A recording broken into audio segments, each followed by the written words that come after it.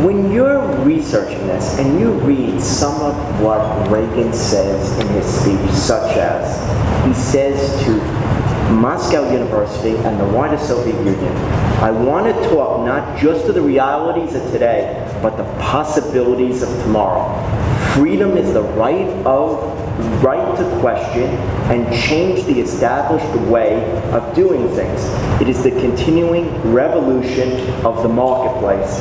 It is the understanding that allows us to recognize shortcomings and seek solutions. It is the right to put forth an idea scoffed at by experts and watch catch fire among the people. Do you think that the leaders in the Soviet Union, as these words are coming out of the great communicator's mouth, all of a sudden they realize they might have let the genie out of the bottle, that they agreed to this, but this really could be a problem? Yes, because it was those young people that led the revolution that eventually brings the Soviet Union down and leads to that. I mean, a lot of people have different moments that they say ended the Cold War. Some say it was the first summit in Geneva, and just the fact that they were able to move on to another summit was the beginning of the Cold War. Others say that when the Russians or the Soviets deployed intermediate missiles to Eastern Europe, and the U.S. then deployed missiles there as well, that deployment was the end of the Cold War.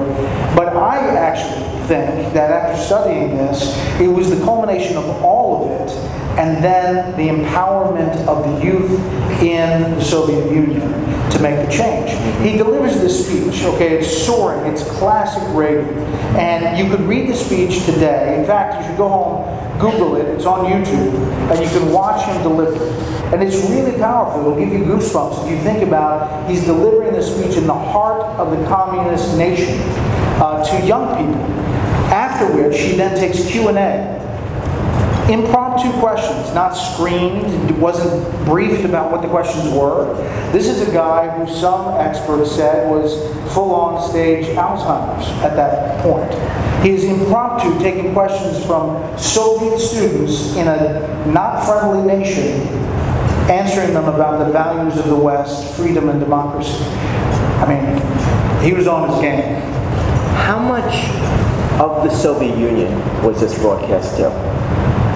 So that was the catch, is that they originally agreed to broadcast it to everybody, but then they shut it down. So it wasn't so it was a broadcast outside Moscow University? Well, yes, U.S. stations picked it up, and it was broadcast outside of the Soviet Union, but they only encapsulated pieces of it for news programs, and it was very limited, the whole speech for the whole country.